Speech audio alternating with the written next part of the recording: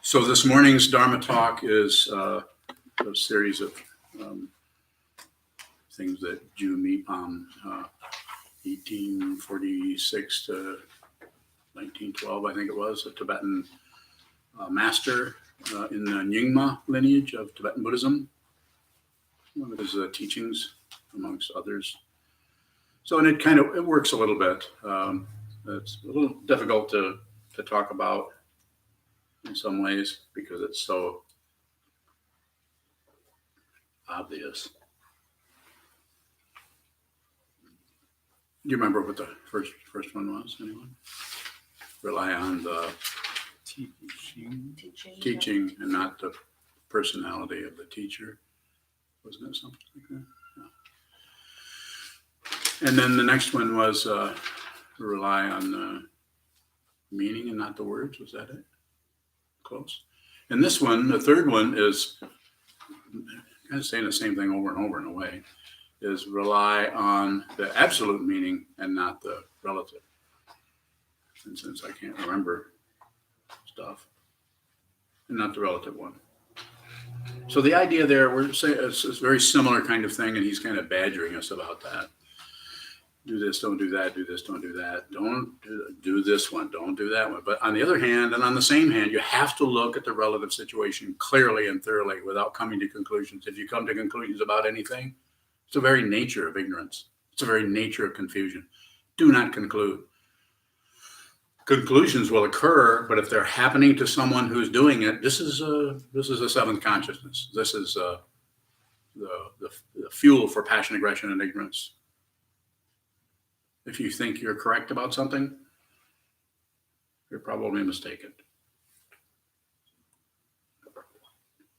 Not in a relative sense, of course. You could be extremely accurate. You could be one of the most accurate people that anyone's ever seen. And we'll get awards, praise. What's that other kind of beverage? Accolade? I apologize. So, how the hell do we do that? How do we actually rely on that absolute meaning? It's absolute, so it's not relative. So how can you lean on something, rely on something that's not even there? That's how it's done. Don't take your eyes off from the relative and assume that something you're seeing in the relative world is pointing to something else. It's difficult to do that. It takes a whole lifetime, probably. In the Zen tradition, it has been said, when people are pressed, which quite often people are pressed, how long does this take? About 20 years. Unless you're not very smart and slow as I am, and then you never get there. Sorry.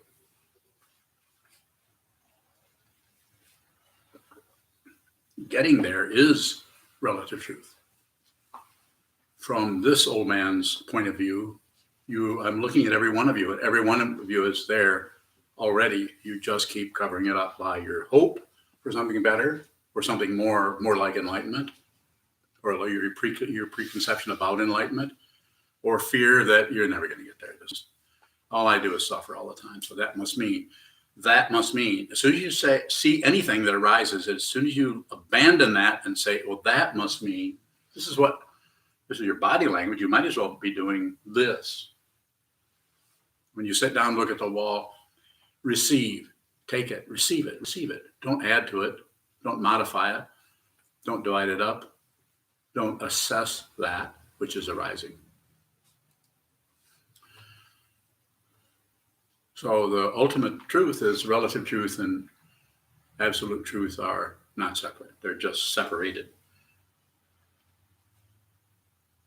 What kind of flower is that? Is there a name for that flower? Dahlia or something like that. Mm-hmm. Dahlia. I haven't seen her in 60 years. Her name was Dahlia Raklite. She was from Lithuania. She was an art student. Want to hear more? That's all there is. Goes on while you're scowling. So I got up at 4:30 in the morning. Okay, got it. No wonder.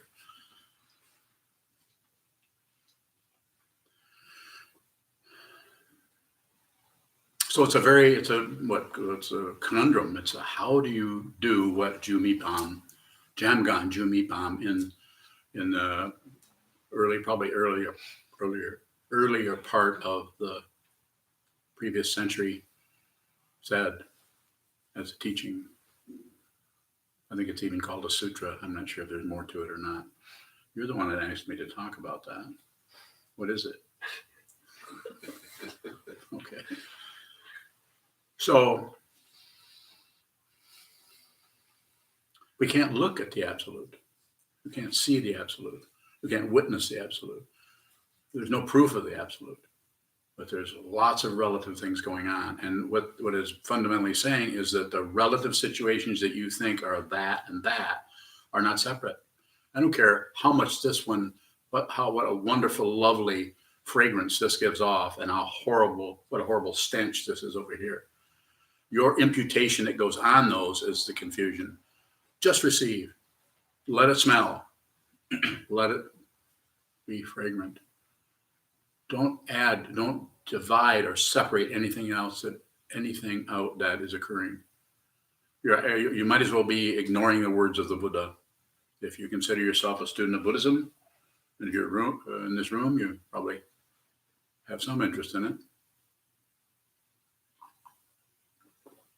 Then train yourself to see more clearly. Train yourself to see not only out here in the world in your post-meditation, but when you sit down, train yourself to see more clearly what is moving. Don't necessarily join in the movement.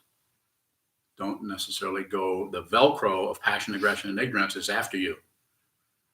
Ego does not want to awaken. Oh yeah, ego wants to awaken, but ego cannot awaken because it is a myth. It is unreal. And the thing that makes it so difficult is when you do awaken, you see even ego is included. Everything's included. Nothing is left out. Nothing. You don't have to get rid of your ego. You do not have to get rid of the plays of Shakespeare just because they're not real. But you have to see that they're not real.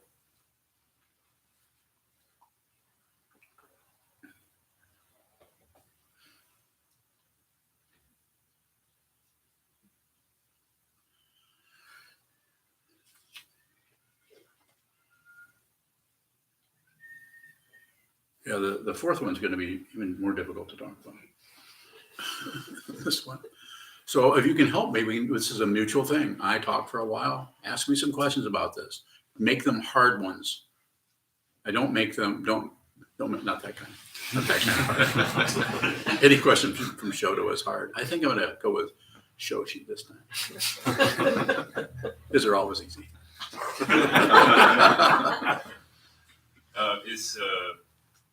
Is seeing that something or isn't real, like you were speaking of, is that coming to a conclusion about the nature of reality? It may appear like a conclusion, but you don't add anything onto it, and you'll see that the very conclusion that just arose collapses into itself. Nothing lasts. And the wonderful thing about this, thank you for that question. The wonderful thing about this is astonishing, is that everything that comes up, I don't care if it's a piece of granite, is going down. And when you begin to see the truth of this without adding on your crazy mind or without taking away your crazy mind, no manipulation whatsoever, you are beginning to be introduced to what's in Buddhism is called the Dharmata. The Dharmata, there's no space, no time. It's without time and space. And you get to see it. You get to see it. Your consciousness gets to look at itself. So there may be a conclusion, but you don't join in as the concluder. There's no identity happening there. To be identityless means you no longer have any credentials. You can barely find your driver's license. When you do, you think it's someone else, but you don't tell your wife. She might get worried.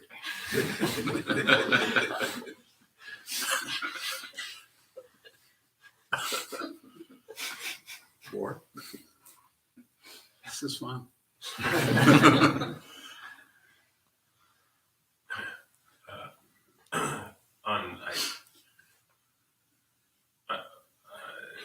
I think it's there on identity.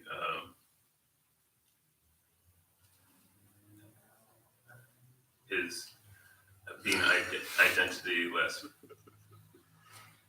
identifying with someone else, or seeing yourself as someone else, or not? Give me a couple more choices.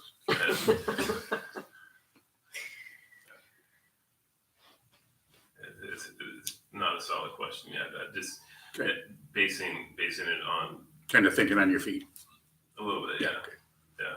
Well, I'm basing it on a feeling that, or an experience, or it's not a thing that it passed is looking at someone and Mhm.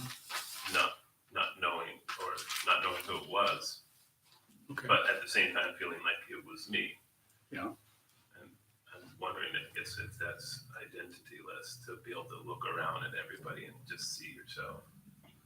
Well, sure. That's the conventional description of it. Nothing is separate, so you start to see yourself everywhere. But it's not really a conclusion. If there's any kind of conclusion happening, the whole thing flips around. It's like a Mobius strip. It's like you think you're on the right side of it, but then you find you're on the other side of it. And then the whole conclusion, the feeling of conclusion about anything just begins to collapse. If there's self-centeredness happening, the self-centeredness starts to get pretty terrified of that. It looks like something is like a nightmare while you're awake. So it can happen. I'm not saying that's going to happen to everybody. People bring a different load of karma to the cushion, to the meditation practice, to the teachings of the Buddha. Some people, the particular passage or is going to be difficult. They're going to feel like they're in a ship that won't sail. But that's why these teachings, if you decide to do this, make sure you want to do it, or otherwise wait for another lifetime. I'm not kidding you. But if you're ready to do this, then go ahead and do it, and don't look back.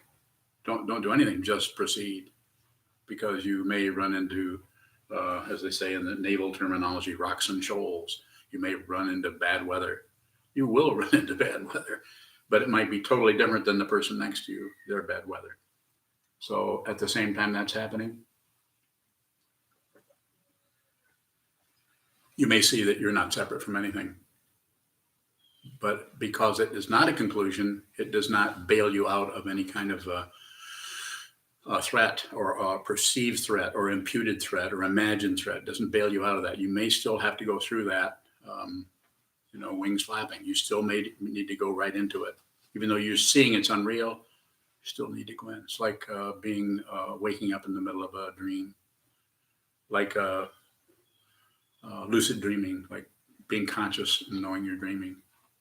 Only you actually are awake. Further questions? Okay. When we encounter the bad weather and there's an absolute meaning, or what absolute meaning are we relying on? That's it.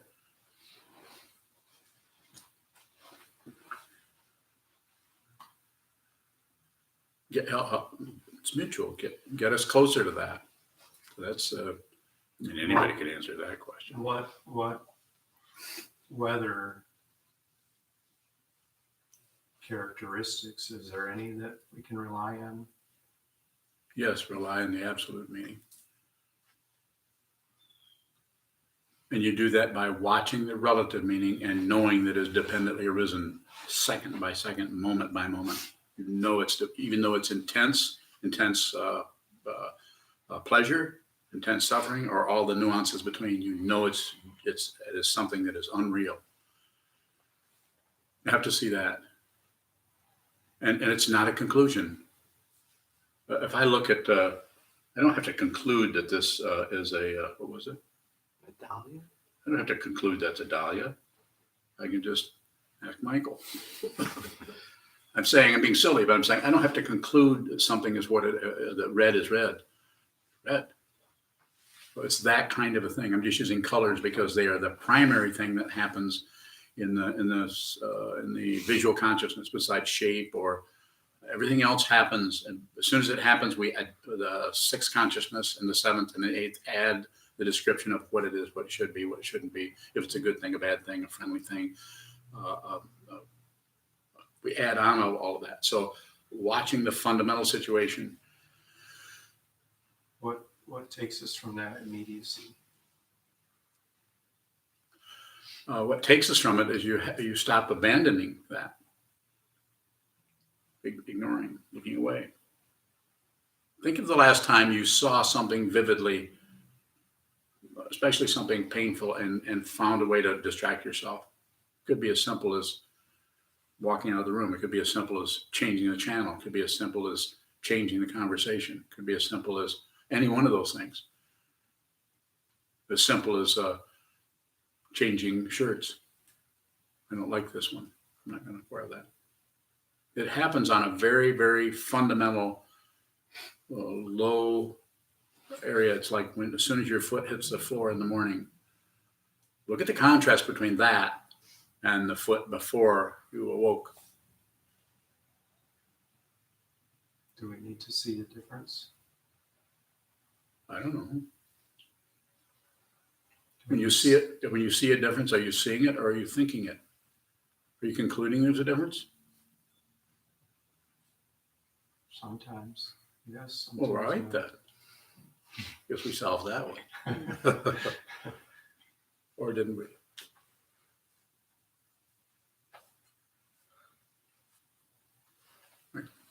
Is there a difference between the impermanence of phenomena and ignoring actively?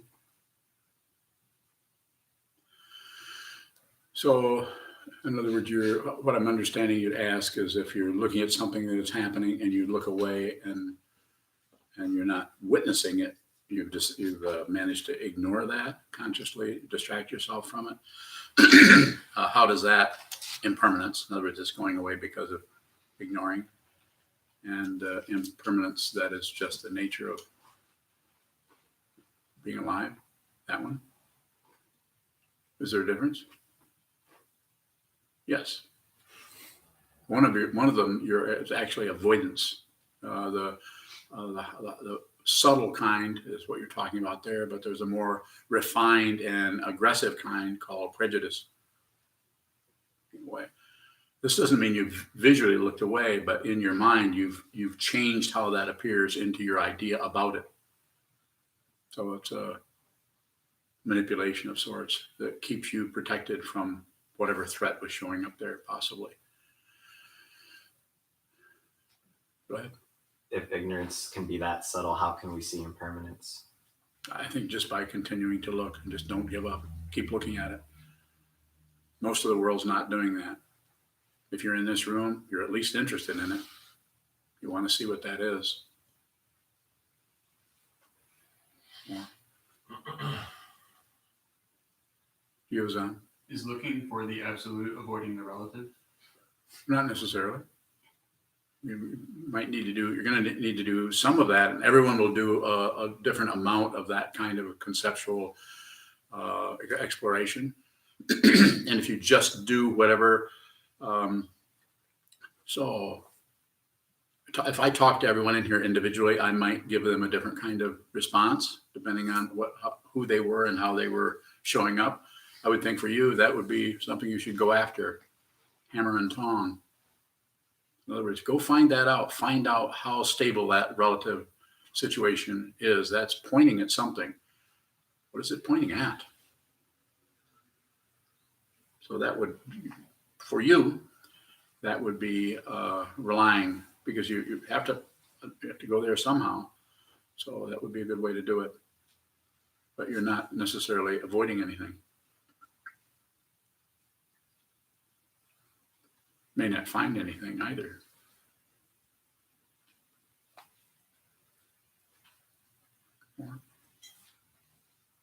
If we feel like we're relying on the teacher, is that something we should shy away from? Don't know anything. everyone's relationship to the teacher is not something you do. It's always mutual. I don't know you guys. There are no separate people. It just looks like it. Very seductive stuff. We actually feel like we go out and walk down the parking lot or go to the store. We go in the bathroom or go to bed or climb up on the roof, drive our car. We feel like there's someone doing that. You're going to climb on the roof again. Yeah, well, at least you came down. Pictures. Yeah, pictures.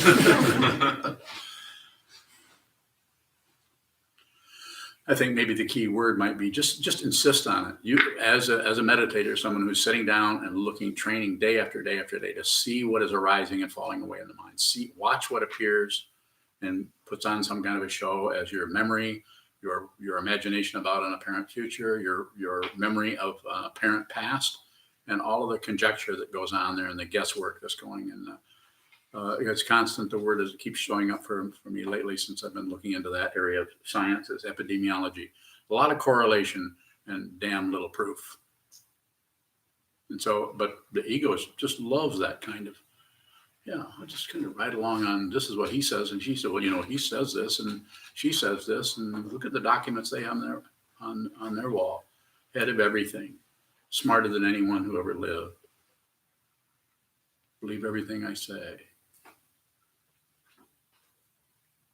Say, Tom. If an action arises out of a situation, are you leaving that situation when you act, or can it still be being? I think situationally, I don't think there's any.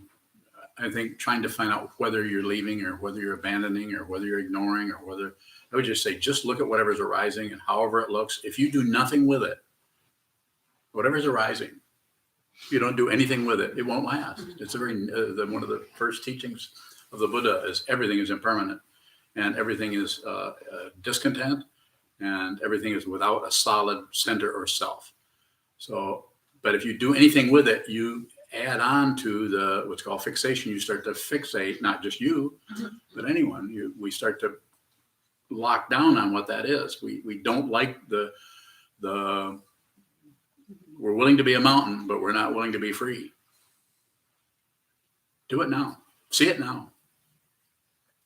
It may take just saying that to you, it may take you 20 years, may take you 10 minutes. So you don't have to modify. If you're talking to me, which you are, I would say train your mind. That's what I want you to do. That's what I want.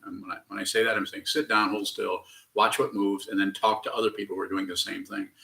We have a perfect setup for that. It's called Footsteps or book study. We look at the teachings of the Buddha that go back thousands of years, and we talk about those together and share that understanding and share that confusion. It's important. Sangha is very, very important. Maybe it's the most important of the three jewels of the Buddha, the Dharma, and the Sangha. Of course, you can't have a Buddha unless there's a Sangha. Is the issue with identity less that we're identifying with the wrong thing and more that we identify at all? I think conceptually that probably is true, but it's not something you can particularly do because then you're creating something. It looks like you're going the other way, but actually you're creating a person who doesn't identify with anything. Pretty highly sophisticated ego. Someone who's totally, how do you say that? Not perturbed by anything. It's quite often if somebody finds out you're a meditator, you ever notice that? They think, oh, you must be so peaceful.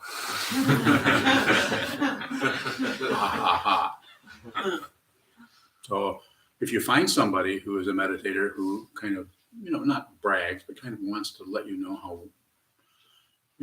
then you might ask them, so how much do you meditate? At least 20 minutes every single day. It's probably not going to be enough. Now, I'm not interfering with anybody, any John Kabat-Zinn or anybody else who's doing that. They're relating to people where they're at. They're helping people who need that kind of help. But if you're sitting here, more sitting. There are teachers who will tell you the other way. There are whole lineages that don't even allow their people to sit. They would rather have followers rather than Buddhas. Not interested. They'll follow somebody else.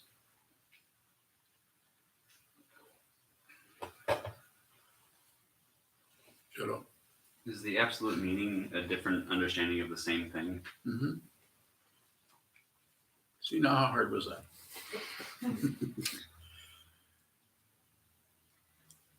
As Nishikai says, you're going to do just fine. I'll take it.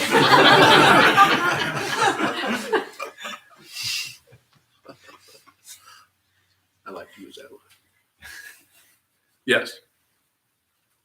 Can not doing anything be action? Yes, thank you. That's powerful. Man, don't do anything at all. There's enough action going on already. And if you're not doing anything, I'm going to put it very much like coming off of what you're asking, very much in story form. You're sitting somewhere, not doing anything, except your mind is doing a bunch of things. And then something about that just starts to slow down. You're not even doing that. And you just notice, because you've been training your mind over several years, decades, you just notice that you're able to see what's coming and going without any comment on it, without any criticism of it, without any compliment, without ignoring it. You just see what's happening and going. There's no conclusion. You're not even concluding. I'm getting pretty good at this observing thing. You don't do anything with it. There's no resurrection of some kind of a self-centeredness that's somehow getting somewhere.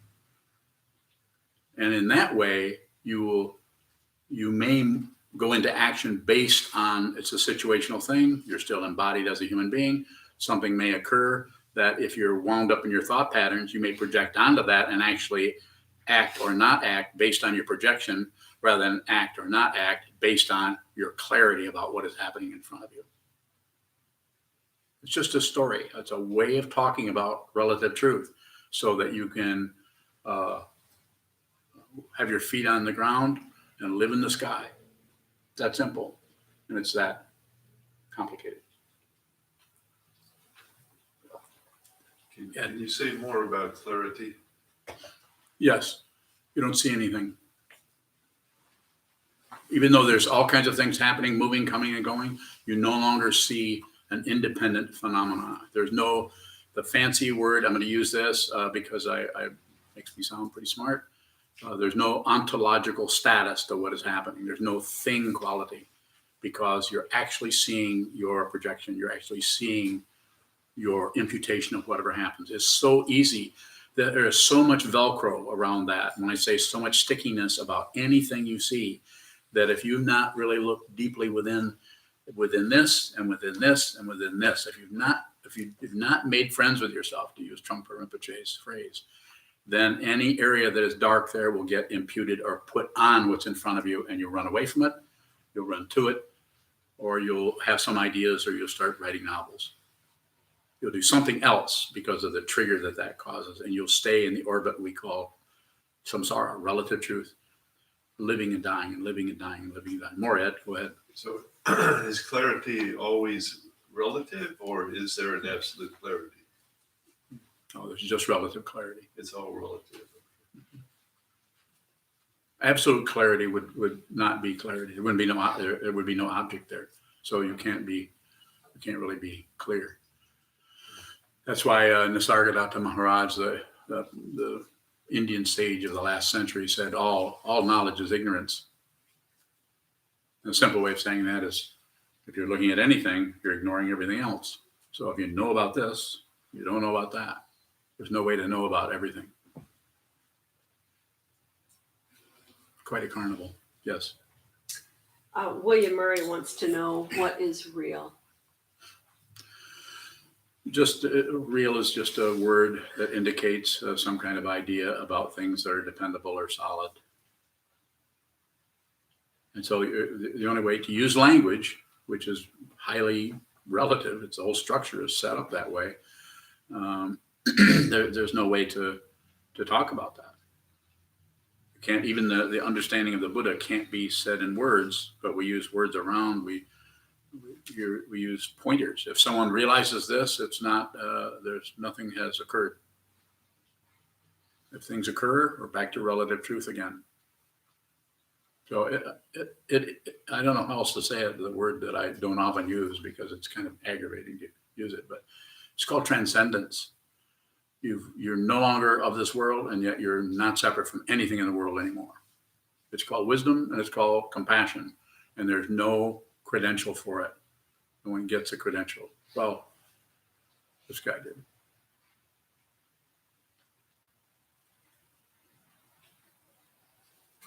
Yokodo from Minnesota asks, is relying on the absolute meaning the same as relying on emptiness and therefore no meaning? You could say that as long as you don't pile on board there and start a club. As long as you don't do anything but just receive that, it won't last. Anything that shows up as phenomena, whether it's a conclusion or whether it's the word reality, that now you finally see what reality is, conclusion. The very nature of this is to, anytime you reach for it, it's like smoke. You can't, it's there, it's phenomena, but you can't move the smoke from over here to over there. So relative situation is different degrees of solidity until there isn't anything. Sure. Does the whole dynamic of reliance need to go away eventually? Everything goes away eventually.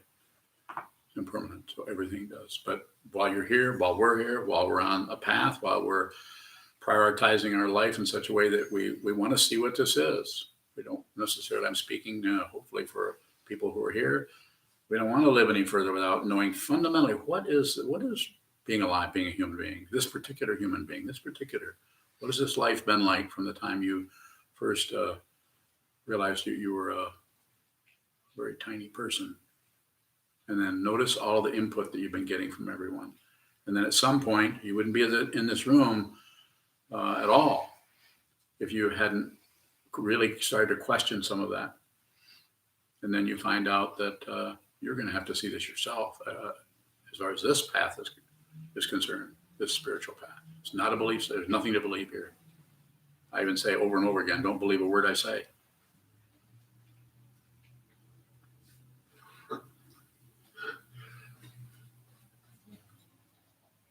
How can you see something for yourself and it not be a conclusion? Just don't give up on it. To be able to ask that question already shows there's a crack in the vase. The vase meaning some solid thing you thought was true. You ask that question tells me your intuition is already telling you that something's fishy here. Keep looking. You need to do it. I could come over here over there and hit you. Some teachers have done I that. think it might help.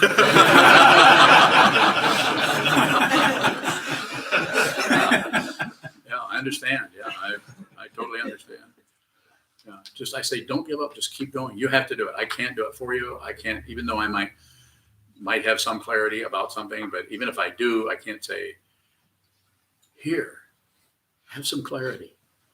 That'll be $50. So it's available. It's free. It's free.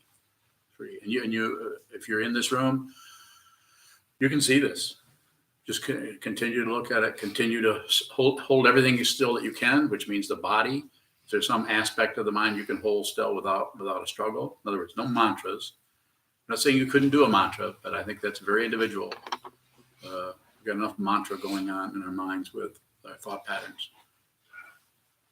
You said the relative and the absolute are not separate, but they're separated. What is that separation? Life and death, hope and fear, all the separations. Buddhas and sentient beings, enlightenment and delusion. The Buddha didn't, as I've said many times, and other teachers before I got around, who came around, say delusion and enlightenment are not separate. The Buddha awoke. His awakening was to see delusion. He didn't do anything with it. It was already awakening.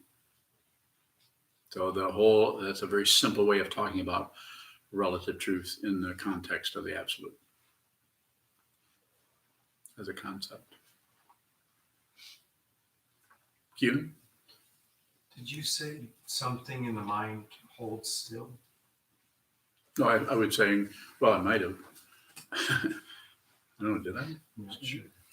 What I meant to say, or what I, as I recall, and I don't recall much, but what I recall was hold everything still that you can without struggle. So sit down, the body, you can do that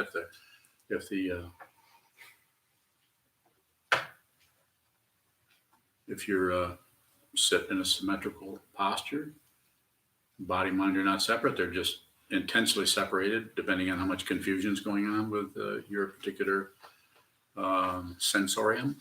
Sit down, hold still, and then if you can hold the mind still without manipulating too much, then do that. But you probably cannot. So then what do? You just watch what moves. You're holding still, and the mind will supply you with an endless commentary on every damn thing there is. What you're doing, what you should be doing, what you shouldn't be doing, how well you're doing. You'll evaluate your meditation practice endlessly. You guys notice? We have these really good meditation days. Meditation is really good today. And meditation sucked today. I might never meditate again. That was horrible. Not two. Not separate. Pain and pleasure are not two different things. More? So the stillness is the movement? Don't get too fancy. Yeah. Say more. Oh, when you're watching all those thoughts and objects and things come and go, is that just stillness? That's pretty good, actually. I wouldn't agree with it. Not that good. Would you disagree? No, I wouldn't disagree. So, but what you're saying there, the way you're looking at that, the way you're going into that is appropriate. It might not get some results necessarily, but it's an appropriate way. Looking for results is, there's plenty of people doing that. A lot of other people do that. Don't conclude anything. Choo-choo. The separation between any two opposites, like you brought up life and death, pain and pleasure, absolute and relative. Is it the same? Is the separation there the same thing? I'm just trying to figure out what that So, separation is. Sandokai would be a good way that will help you do it until you see that even that's not necessarily. The equality of sameness and difference. The equality of they're same, they're different. To use that kind of a way of using concepts to talk about something that transcends conceptual fixation, fabrication, elucidation, qualification, all those other Asians. What is meant by equality in that equality of sameness and difference? Two, they're equal. Both fingers, but different. So they're both fingers.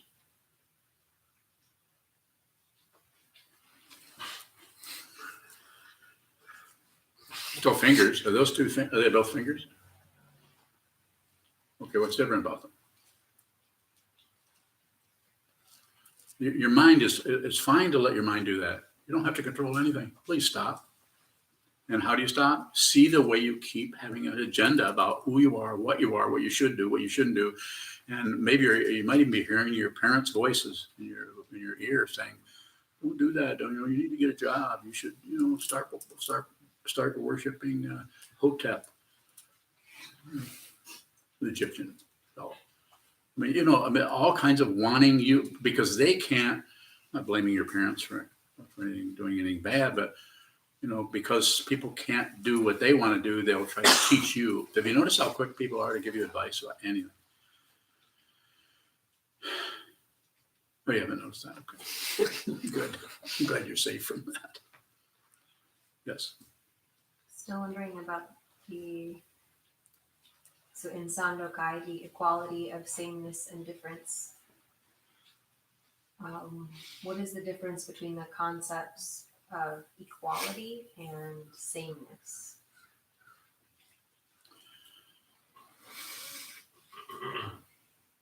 I think what the teaching is trying to do is to help us to give some kind of lubricant to that whole sticky area that wants to get jammed up in terms of picking and choosing. Well, this is the same, so I want that, but this is different, so I don't want that. Or this is different, so I want that, but this is the same, so it's just a way of saying the equality of sameness, same and different. So I'm just using my fingers because it's silly. So same fingers, but then over here, the equality of they're the same. So they're the same, but there's some difference there. But it's not enough to, join the French Foreign Legion. It's not that much, but people will do that. They'll have one little tiny thought that starts to smolder, and because the ego mind wants to be somebody, wants to have an idea that is correct, wants to have a mission in life. I had a student this morning, a text asked me about the meaning of life, about meaning. You don't need meaning. You don't need to have something mean something. It's like click, click, click, click, click. Oh, let's find out what this means. You don't need that. You're not separate from the most profound meaning. Therefore, it doesn't have an opposite. It's like the people who go around with the good their philosophy is good and evil, and just try to have, they want warfare on any level they can get it. They won't settle for anything but a good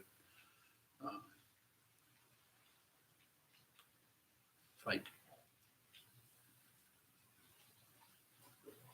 Sokuzan. Do we need to go into both ends of polarity to understand? Probably. Yes, you would. And the way you do that is in this tradition. I don't know how it's done in Eurasia or in the Marshall Islands, but the way it's done here is you sit down, hold still, look at the wall, and watch the conflict here. There's plenty of conflict in the world. If you go out into that, you'll get sucked into it, and you may find your place in there. You might be a lieutenant colonel, or you might be scrubbing out the latrine.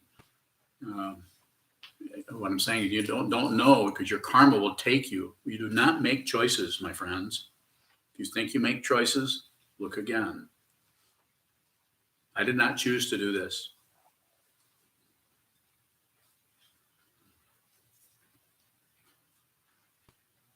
So what we do is we watch the warfare in our own gut, in our own heart, in our own mind. We just look at that warfare and don't, even if it has a perfect story behind it, like, well, said this, and they said they were going to do this, and they didn't do it. And look what I've got in my lap. I've got to take care of. Well, why can't you depend on people? It's just terrible. I mean, do the best I can. I've never treated her wrong, or I've never said a bad word to this guy, and look what he's doing to me. You follow me a little bit? I'm just saying that you can justify anything. The world is full of stories about everything. And they're true and they're untrue, which is, again, the equality of sameness and difference. You're going to have true stories and untrue stories. You don't need that. You don't need that kind of labyrinth of ideas and backups and, again, epidemiology. You want to find the proof, you want to find the truth, the proof, sit down and find it in yourself. I can't give it to you. I wouldn't give it to you if I could. I don't even know it. I don't know anything. What are you guys even listening to me for? Why? Find out why. And how are you going to find out why? You can't. It's not a why question. It's a what question. What is this? It's some old man saying, find out who you are. You don't have to be a Buddhist. You might need to be a Buddhist, but you don't have to. You can do this. Might be a lot harder to do it without really strong forms, without the Buddha, the Dharma, and the Sangha that have been around for 2,500 years. Might need that structure or not. Maybe you're special. Maybe you're more highfalutin.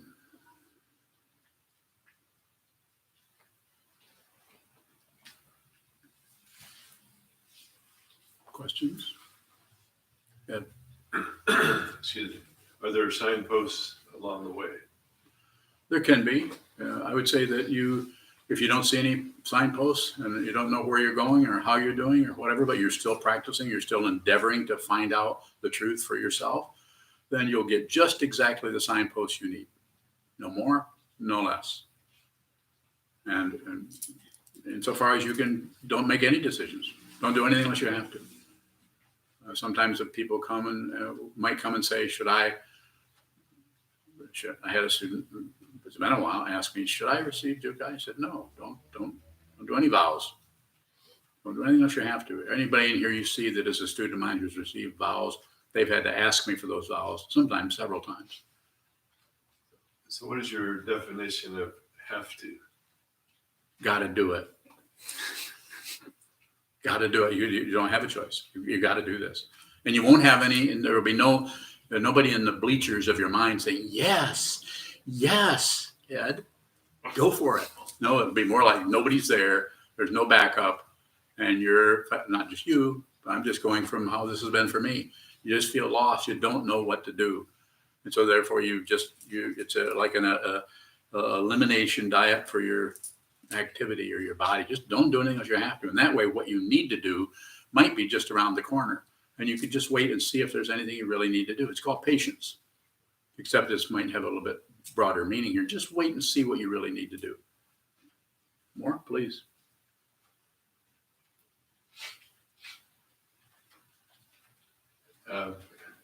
No, I can't ask a question. I can only make a statement, so I'll refrain. I don't mind. Those people do this all the time.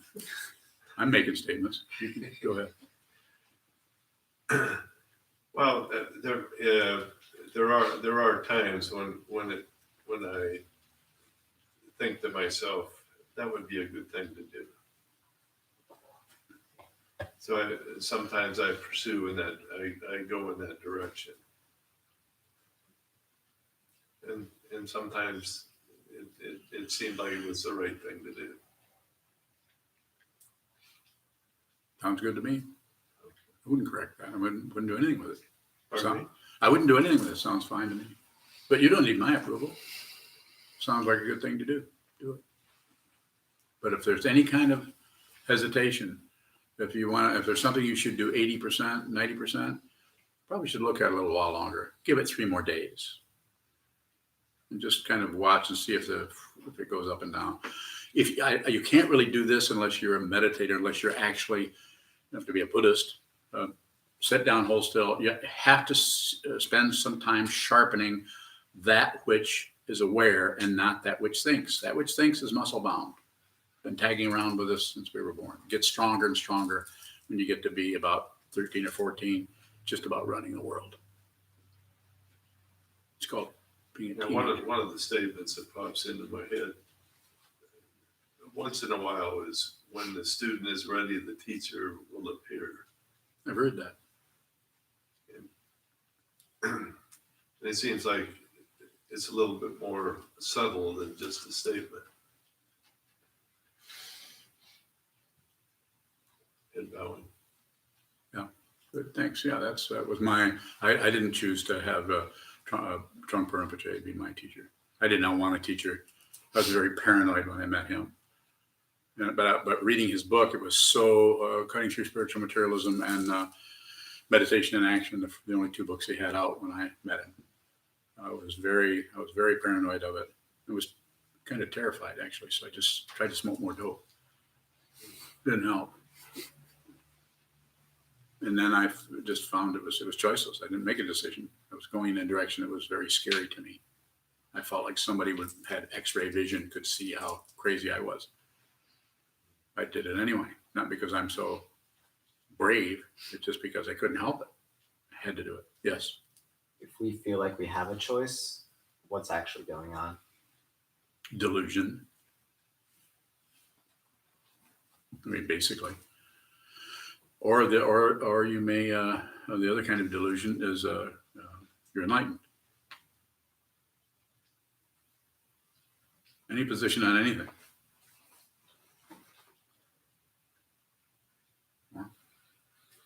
Less. I like that.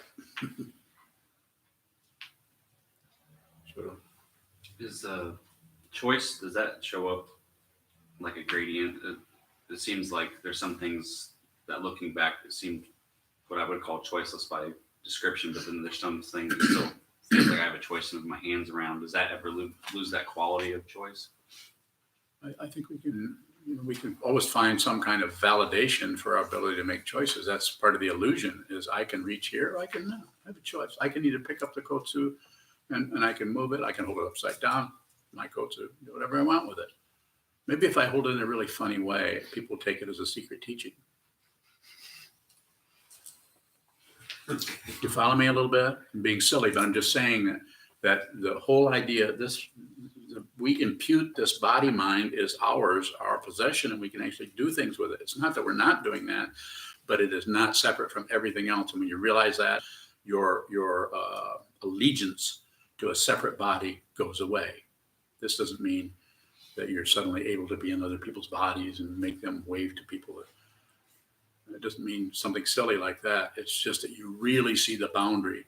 Then you're really, it's called respect.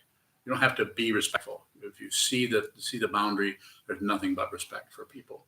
You respect, I say this over and over again. I think I might have said it yesterday. You need to respect people's confusion. So important.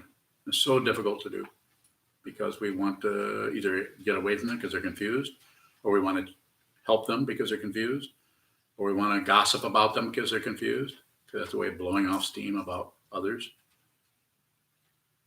It's extremely magnetic. But if you see the separations, and it depends on how you're functioning with others. If you're functioning as a Dharma teacher, you may step right through boundaries that other people think are real. And you may completely respect boundaries that other people think you should do something about it. This is why there's so much confusion around gurus and Dharma teachers. Misunderstanding. Yes. Is that movement of the kotsu just as mechanical as the planets moving? Like I'm thinking about moving it. But if I go, like that, is that mechanical? Do you think this is mechanical? It would be more mechanical if I went.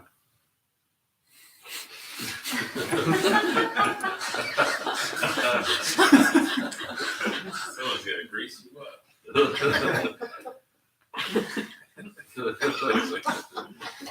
More and more. Keep going. My arthritis will come back.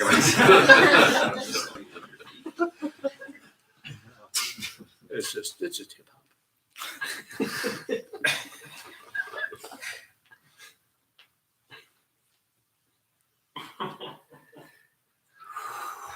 Pure appearance. Laura from Traverse City has a question. Yes, Laura. How does ignorance see ignorance? It seems impossible.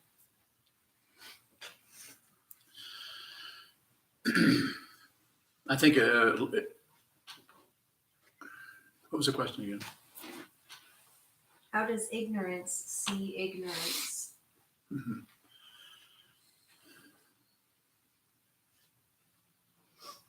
That's really a hard question. The way in which it's being asked, I would have to say that ignorance won't see it. It's two concepts banging heads there, so I don't think it can see it. I think awareness can be aware that something has been shut out, but it's even that is we just get kind of the tail end of things. It's like we're looking at something and suddenly the door closes. We realize something was there. We're not sure what it was, but somehow we closed the door on something. You may have noticed that in your life, that something is happening and there's something about it that you don't like, but you haven't identified it yet, but you don't want to go any further in that direction. You'll go another way. So that would be a way which everybody can probably identify a little bit of that. But as far as ignorance, seeing ignorance, I think it's kind of a double bind. Go ahead. If something comes up that's uncomfortable and we find that we're ignoring it, is that a choice? So when I say everything is choiceless, I'm not saying that there isn't some kind of operation where we're going this way or going that way, but the fundamental situation is choiceless. The fundamental situation is choiceless. So there may be choices there that we're using to empower our self-centeredness. Well, I don't want to do, I just do what I want to do. Well, I know what I like and I don't like that. Well, I have to be me and all those various different levels. So we're not saying that the illusion of choice, of having choices, isn't really powerful, but we may have to watch that and watch our assumption and what we hook onto it, validate, and we made a choice, and then we validate it by, well, I chose that. But like there's a thing out there in the whole community of therapy that, well, you have to make the right choices. I'm not saying it's not helpful to some extent, but it doesn't go into the fundamental situation to really see fundamentally, because we use choices to cover our tracks and make it look like we're somebody getting better. We're more interested in being somebody, ego, who gets better, rather than find out who this fundamentally is. Go ahead.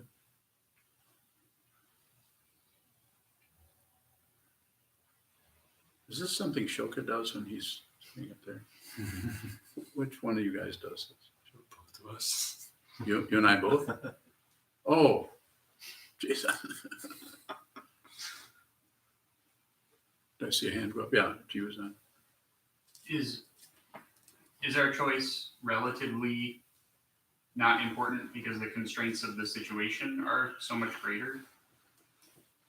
I think there's something to that. I don't think that we can use that as some kind of way of getting ourselves to be more in the present, or manipulate ourselves in such a way. But it's not. It's an interesting way of looking at it. It's extremely complicated. But what is extremely simple is this: nothing extra. Don't add. Don't subtract. Don't divide. Don't do the math. And your way of describing it is you're kind of looking at. It's just a labyrinth of right and wrong and up and down and back and forth and choice and no choice, and it's just extensive. So the more we can sit down, hold still, and just watch what moves, then that blade of awareness, when you get up off the cushion and interact with the rest of your life, the other people in your life, even if they're not meditators, at least you respect their confusion and stop trying to change them. Don't recommend that anybody meditates. Don't do it. Wait for them to ask you. I hear you meditate. Yep. How is that? Good. So what does it do for you? It helps. Well, how does it help? Less crazy. What do you mean by crazy? Leave my thoughts. I mean, you can, make them drag it out of you.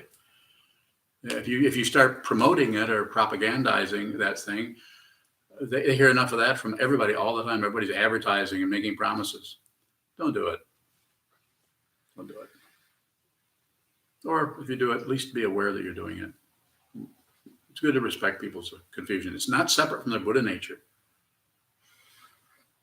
That's why I talk the way I do. Look at the confusion in your mind and stop having an agenda about getting rid of it, or using, well, I'm starting to feel better, so I must be doing this right.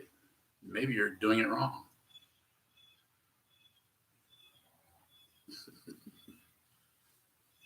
Yes. Is dependent origination mechanical? Ask Sokuzan. Go ahead. Ask it. I'm in arm's reach of Jason. Afraid he might backhand you. He might. So, see, what you're doing with the question is you're separating mechanical things from other things, and saying there's a certain kind of movement that's mechanical, another like I won't do that again. The robot thing is a certain kind of mechanical thing, and then there's other thing it's more fluid and that's mechanical. Not separate. Those are not separate things. They have a different kind of quality to them, but they're fundamentally dependently arisen. This is dependently arisen. Yes. When I say mechanical, I'm asking more about cause and effect and less about like rigidity. Like Okay. even like a waterfall, the way I was asking it might be considered mechanical, but there's water and then gravity. Yeah. Yes. Of course.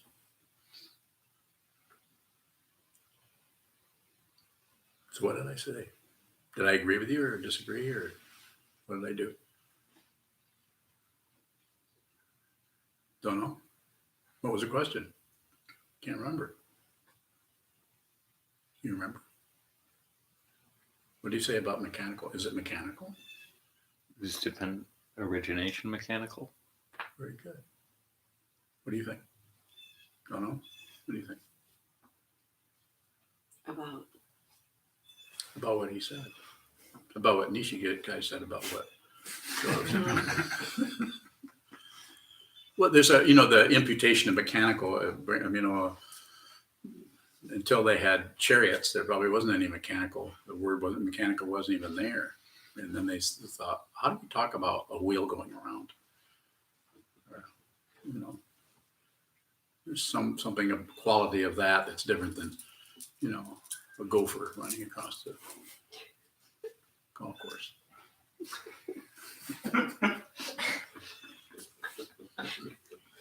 I must be getting tired. Yeah, Shoshi.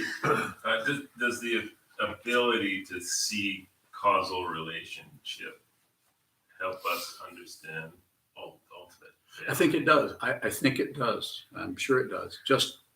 It's just sometimes I talk about the teaching I used to do years ago, and occasionally it'll come up. It's called halfway measures.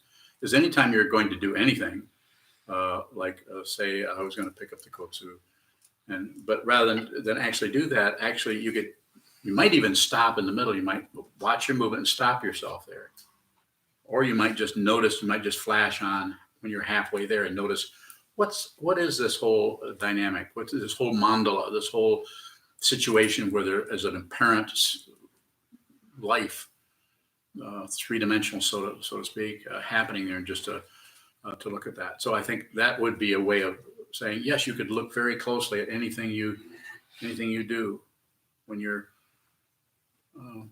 It's just about training the mind to see more clearly. It's not about coming to a conclusion. There could be more and more about the understanding of dependent origination, and less and less about the need for any kind of conclusion about anything. And so that one is finally, after all these years of studying and practicing, one has released one's grip on needing anything. You don't need happiness. You don't care about sadness. You don't need anything else. You don't even have everything you need because you don't want anything. Can there ever be an intellectual way to understand the absolute? If one is going to understand the absolute, there would be some intellectual situation happening there. And some people are all about that. We study books that are intensely conceptual by scholarly people who are way smarter than this guy. And I, if you live here, I require that people study those. I don't want to study them. I require that other people study them and discuss them, and then I respond to questions out of that. So a little bit of that. I'm not going to do away with the intellect. I'm not going to say, "Oh, just go to the top of the mountain and meditate the rest of your life," like some people do. And I'm also going to say, not go in and say, just study. You have to understand this intellectually before you'll ever have any realization. That's also the way it looks here, misunderstanding. So I would say, perhaps.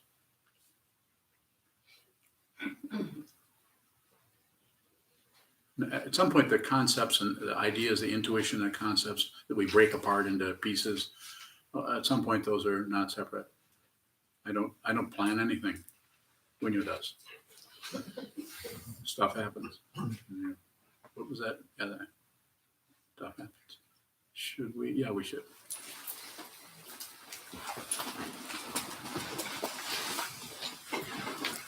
We'll stand and dedicate the merit at the back of our chant books. And I'd like to remind everybody about the donation boxes that are in the hallway. We depend on and greatly appreciate your financial support. We also are pleased to take donations online through PayPal and other means. Check our website, sokukoji.org.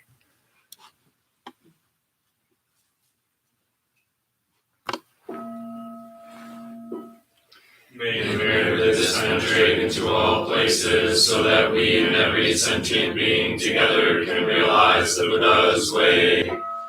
Jiro san shi shifu, shi son mu sa moko sa, moko cha oromi.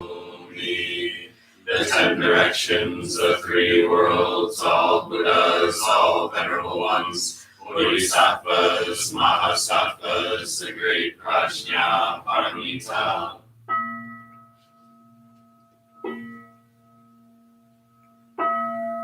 O Buddhas and Bodhisattvas of the 10 directions of the 3 times, please hear us. Please come down out of the light and protect Sokukoji Buddhist Temple Monastery, our Sangha, families, friends, and visitors. Heal everyone who is unhappy, sick, or suffering, and fill them with life.